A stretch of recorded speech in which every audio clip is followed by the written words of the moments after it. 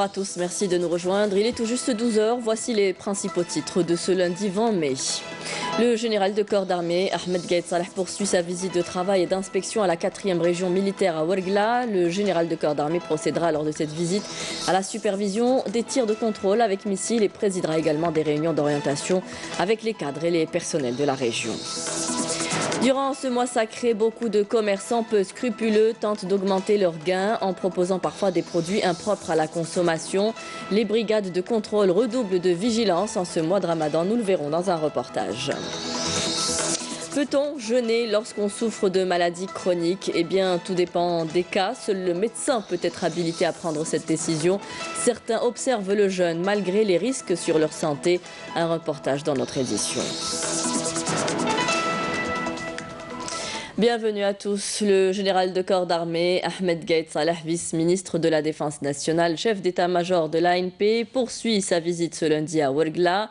Hier, à l'entame et après la cérémonie d'accueil au secteur opérationnel sud-est de Djanet, le général de corps d'armée, accompagné du général-major Hassan Alaïmia, commandant de la 4e région militaire, a mis l'accent lors de sa rencontre avec le commandement et les cadres de la région sur les efforts soutenus, fournis par les unités mobilisées sur le territoire de cette importante région et sur leur immuable volonté à l'accomplissement de jour comme de nuit de leur noble mission, tout en valorisant leur détermination à défendre chaque parcelle de la terre d'Algérie contre tout danger de tout type et quelle que soit son origine, a précisé le communiqué du ministère de la Défense nationale.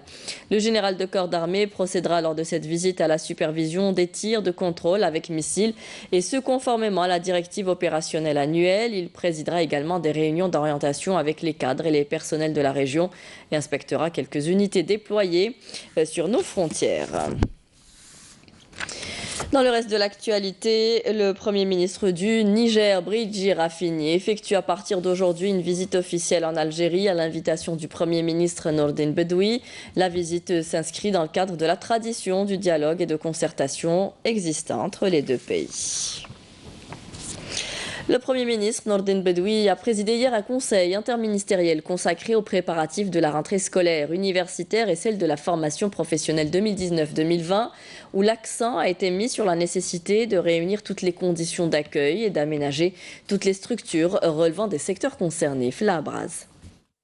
Pour la prochaine rentrée scolaire, il a été décidé de réaliser des établissements scolaires au niveau de toutes les nouvelles cités qui ne disposent pas de telles structures, particulièrement celles qui connaissent une surcharge, notamment dans la wilaya d'Alger. L'accent a également été mis sur les efforts consentis en matière de prise en charge des élèves scolarisés, notamment l'amélioration des commodités au niveau des écoles primaires.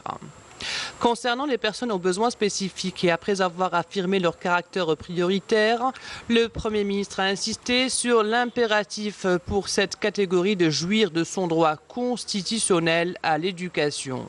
La première phase se concrétisera la prochaine rentrée scolaire à travers la prise en charge d'une liste de 4 950 enfants inscrits actuellement en liste d'attente à travers le pays. Par ailleurs, il a été décidé d'exploiter les postes vacants d'enseignants spécialisés et d'encadreurs à l'effet de pallier le déficit enregistré au niveau de 238 établissements scolaires spécialisés.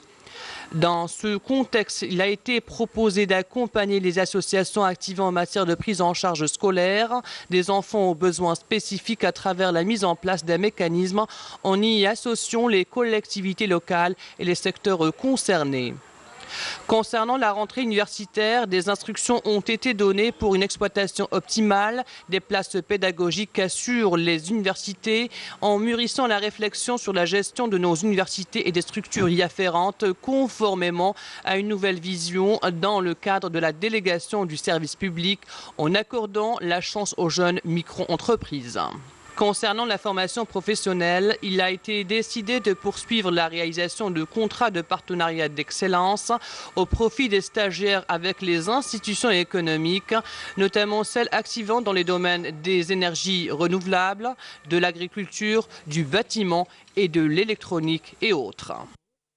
Je vous en parlais en titre. Les brigades de contrôle de la direction de la répression des fraudes de la wilaya de Tlemcen ne chôment pas en ce mois sacré. Avec leur sortie routinière, ces brigades constatent au quotidien les infractions de certains commerçants véreux. Kerim Haïfa. Les agents de contrôle de la qualité et de la répression des fraudes de Tlemcen ont fait une sortie routinière dans ce hangar de stockage. Et ce qu'ils découvrent ici est synonyme de fraude et spéculation.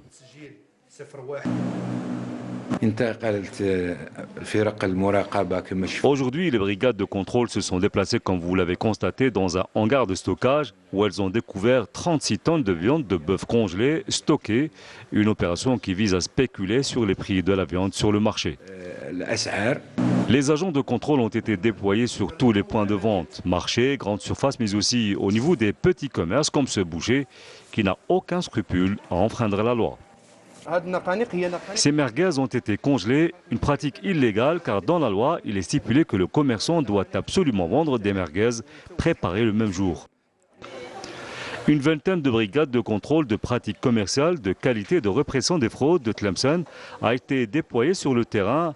Objectif, la lutte contre la fraude pour la protection du consommateur et l'organisation et la régulation des marchés, notamment durant le mois sacré. On vous propose depuis quelques jours des reportages sur Guelma. Et bien on y retourne ce matin à l'est du pays pour parler cette fois-ci de thermalisme, une activité touristique connue pour ses vertus thérapeutiques et de détente pour le corps et l'esprit. Des milliers de visiteurs choisissent chaque année cette destination pour des cures et des remises en forme. De nouveaux projets sont en cours de réalisation pour accueillir davantage de touristes. Le reportage de Abdelmajid Benrassi. Une vocation pour le thermalisme qui n'est plus à démontrer pour Guelma et pour l'Algérie tout entière où il a été recensé quelques 280 sources thermales à travers 38 wilayas du pays. Cependant, malgré ce potentiel, l'offre algérienne en tourisme thermal de santé et de bien-être reste insuffisante. À Guelma, des projets sont en cours de réalisation pour combler un tant soit peu ce déficit. Actuellement, on a 16 projets d'investissement qui sont en cours de réalisation, qui s'ajoutent déjà aux 12 existants.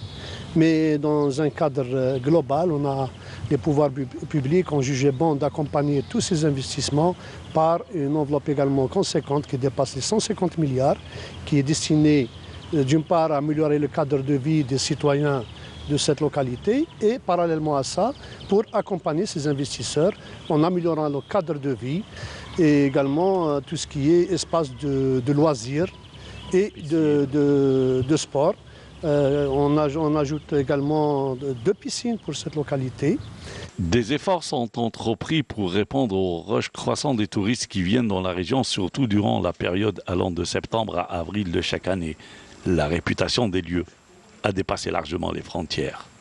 Nos visiteurs ne sont pas uniquement des Algériens, nous recevons des étrangers, soit de différentes nationalités, pas uniquement la Tunisie, mais de différentes nationalités, françaises, russes, japonais, italiens. La wilaya de Guelma reçoit annuellement plus de 270 000 visiteurs. La majorité visite les thermes pour le bien-être, bien sûr, et jouir des eaux thermales dont la wilaya est très réputée.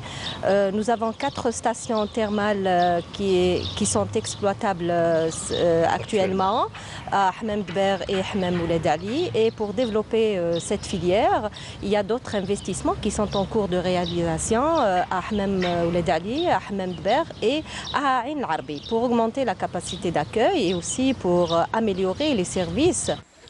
Améliorer le service, c'est ce qui manque le plus. Les bienfaits du jeûne ne sont plus à démontrer aujourd'hui. Il permet entre autres de détoxifier l'organisme, mais parfois le carême peut comporter certains risques, notamment sur les personnes souffrant de maladies chroniques et donc sous traitement. Certains tentent de concilier entre les deux en observant le jeûne quand même. Pour ne pas se mettre en danger, mieux vaut suivre les conseils de vos médecins. Les détails avec Farida Ben Meslam. Pour beaucoup d'entre nous, jeûner est la meilleure façon de préserver sa santé, même souffrant d'une maladie chronique. Certains tiennent au mois de Ramadan, convaincus par les bienfaits du jeûne, qui selon eux ne peut les mettre en danger.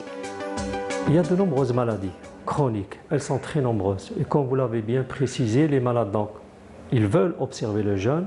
De l'autre côté, ils ont une maladie chronique. Et troisième point, ils sont obligés de prendre de nombreux médicaments. Donc tout cela, il faudrait donc trouver une solution à ces patients qui veulent à tout prix observer le jeûne. j'ai une maladie de B7. Le diabète, le diabète, حكمتني en 2008.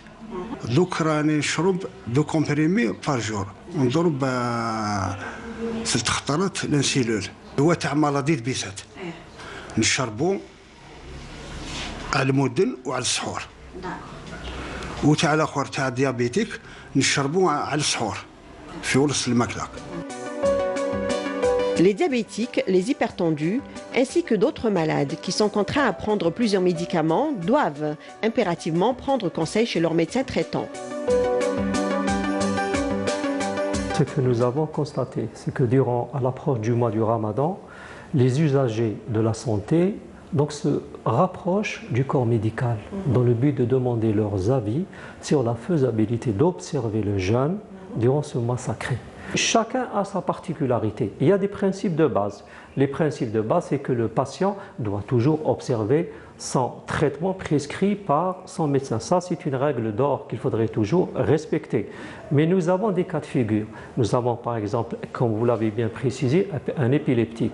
Mais les épileptiques, chacun a sa forme d'épilepsie. La plupart des épileptiques, c'est-à-dire on peut régler leurs problèmes avec les thérapies qui existent actuellement. C'est des thérapies, l'avantage que nous avons actuellement, c'est des thérapies qui prennent beaucoup de temps. C'est-à-dire un médicament va respecter la personne, c'est-à-dire la physiologie de la personne durant 24 heures. Donc il prend un comprimé par jour. Par exemple, ce qu'on appelle la chronobiologie a permis cela. C'est pour cela, lorsqu'on parle, on donne ce qu'on appelle les règles générales de respect, mais il y a toujours ce qu'on appelle les particularités de chaque patient. Vous l'aurez compris, de nombreux paramètres sont à prendre en considération avant de jeûner. L'incompatibilité de certaines maladies avec le jeûne, l'état de santé du malade en font partie. Les gens ont des maladies chroniques. Les maladies chroniques qui sont très connues et qui nécessitent une thérapie au long cours, c'est principalement l'hypertension artérielle, le diabète et vous avez les autres maladies. Pour le diabète sucré, les malades, nous avons commencé 2 types de diabète, le type 1 et le type 2. Tout le monde est presque d'accord que le type 1 pose un problème pour le jeûne. Pourquoi? Parce que ça nécessite des injections régulières donc d'insuline. Par contre, les diabétiques de type 2, selon les stades, il y a qui sont en complications, c'est-à-dire les diabétiques qui présentent un infarctus du myocarde, qui présentent un problème au niveau du membre inférieur, qui présentent une insuffisance rénale. Tous ces malades donc, nécessitent une thérapie en urgence et actuelle. De ce fait, ils ne peuvent pas observer le jeûne. Par contre, les patients qui sont bien équilibrés, qui sont donc des diabétiques bien équilibrés et qui prennent des médicaments actuellement qui durent durant 24 heures, ces malades ne posent pas de problème. Puisque l'objectif du malade est de son médecin et de sauvegarder le bon état de santé, il est donc indispensable de savoir prendre en considération les conseils de votre médecin. Un iftar collectif a été organisé par la commune de Belouizdad dans la capitale. Un repas offert aux personnes âgées résidant dans les maisons de repos en présence des élèves de l'école Taj al-Qur'an. Camilla Melal. C'est la 3e fois que cet iftar collectif est organisé par les autorités locales de Belouizdad. Un iftar hautement symbolique durant ce mois sacré de Ramadan. Ainsi, il a regroupé les personnes âgées des maisons de repos et les élèves de l'école Taj al-Qur'an. Cette rencontre conviviale a pour objectif de renforcer les liens humains marqués par les valeurs de générosité et d'entraide.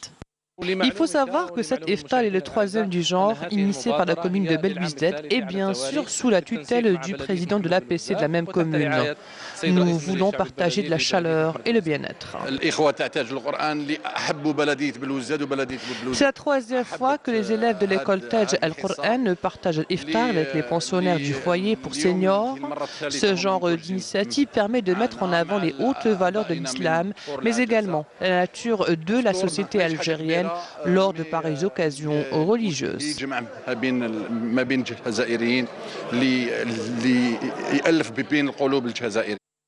La soirée a été clôturée par la récitation de versets du Saint-Coran. Des cadeaux symboliques ont été également offerts aux invités. Dans le cadre de la lutte antiterroriste, un détachement de l'ANP a découvert et détruit hier, lors d'une opération de fouille et de ratissage à Sidi Bel Abbès, 2 casemates pour terroristes contenant des substances chimiques servant dans la fabrication des explosifs, selon un communiqué du ministère de la Défense nationale. Dans le cadre de la lutte contre la criminalité organisée, un détachement de l'ANP en coordination avec les éléments de la gendarmerie nationale a arrêté à Gerdaya 4 narcotrafiquants et saisi 4 quintaux et 48 kg de kif traité ainsi qu'un véhicule touristique. Dans le même contexte, un détachement de l'ANP, toujours en coordination avec les éléments de la gendarmerie nationale, a intercepté à Tlemcen 7 narcotrafiquants et saisi un peu plus de 100 kg de kif traité et 4 véhicules, alors qu'un autre détachement de l'ANP a saisi en coordination avec les services de la Sûreté nationale à Tamanrasset un peu plus de 3000 comprimés de psychotropes.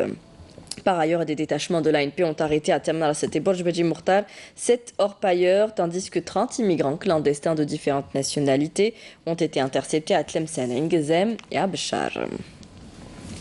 Dans l'actualité internationale, le peuple sahraoui célèbre ce lundi le 46e anniversaire du déclenchement de la lutte armée contre les forces d'occupation marocaines, dans un contexte marqué par les acquis réalisés en faveur de la cause sahraoui au double plan continental et international, ainsi que l'attachement des Sahraouis à leur droit à l'autodétermination. La date du 20 mai 1973 demeure un événement historique pour les Sahraouis qui avaient décidé ce jour-là, sous la houlette du Front Polisario, de prendre les armes pour arracher leur indépendance face à l'occupation d'abord espagnole et ensuite contre le Maroc qui avait envahi les territoires sahraouis en 1975. Malgré un embargo de l'ONU, les armes continuent d'affluer dans les 2 camps rivaux en Libye où l'assaut des troupes du maréchal Khalifa Haftar contre la capitale Tripoli risque plus que jamais de virer à la guerre par procuration entre puissances régionales. Un nouvel attentat à la bombe a frappé hier l'Égypte, faisant 17 blessés parmi des touristes à 1 mois du coup d'envoi de la Coupe d'Afrique des Nations de football. Un engin explosif a détonné au passage de l'autocar de tourisme qui circulait près du chantier du nouveau musée des antiquités égyptiennes au pied des pyramides. Au total, 28 Sud-Africains faisaient partie du groupe de terroristes. Les militaires et les chefs de la contestation au Soudan reprendront ce lundi soir les négociations marathon entamées la veille sur la composition d'un futur conseil souverain de transition, plus d'1 mois après le renversement par l'armée du président Omar el-Béchir. Les discussions qui ont démarré hier vers 21h se sont poursuivies toute la nuit jusqu'aux premières heures de ce matin. L'armée syrienne a démenti hier les allégations des rebelles selon lesquelles les armes chimiques ont été utilisées dans la campagne de la province de Latakia dans le nord-ouest de la Syrie. L'armée syrienne et le groupe Hayat Tahrir al-Shem qui chapeaute le front An-Nusra lié à Al-Qaïda s'affrontent dans la campagne de Latakia dans les régions voisines de celles des provinces de Hama et d'Idleb.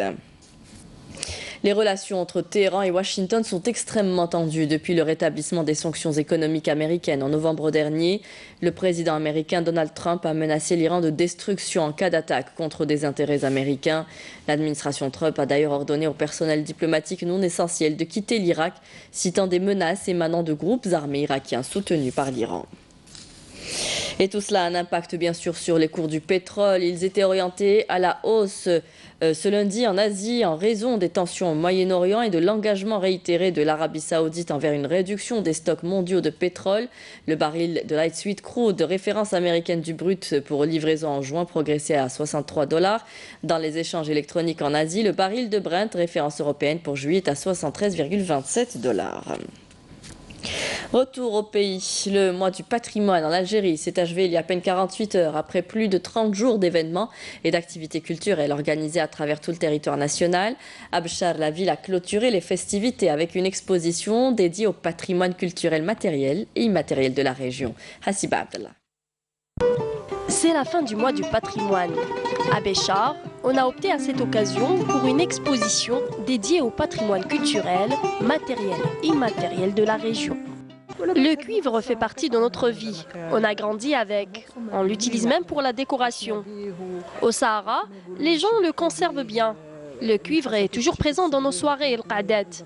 Nous avons Sinia, le plateau en cuivre, Zambil, qui est la théière, et Rbi'a, le sucrier, ainsi que le mtirqa, un petit marteau pour casser le pain de sucre. Nous avons voulu, à travers cette exposition, donner une idée sur la vie de tous les jours. Nous avons alors exposé les textiles, le cuivre, la vaisselle, aussi al-Qa'da, Sinia.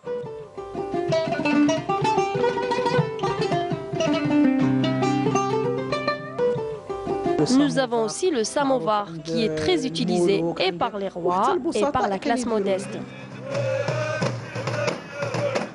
Et c'est en musique que s'est clôturé le mois du patrimoine à Béchar, notamment avec la participation de groupes folkloriques.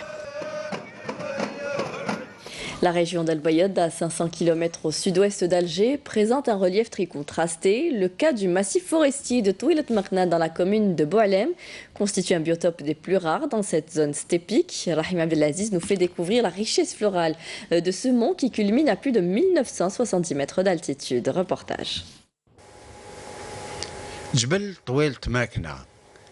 Du haut de ses 2000 mètres d'altitude, ces massifs montagneux sont une curiosité géologique grâce à la végétation qu'ils renferment.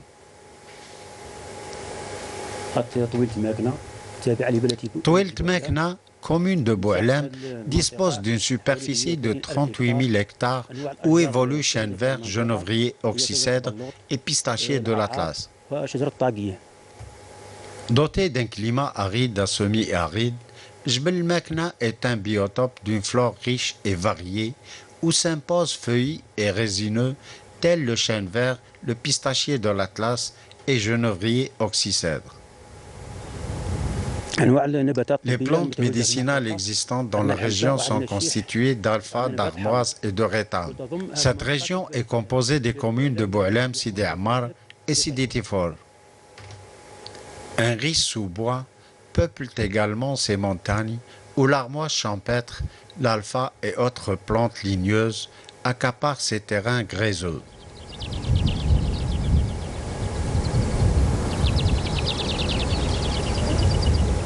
En somme, le monde de Touilet Makhna est vulnérabilisé par le surpâturage ovin, bovin et caprin et surtout le manque de précipitations des pluies saisonnières.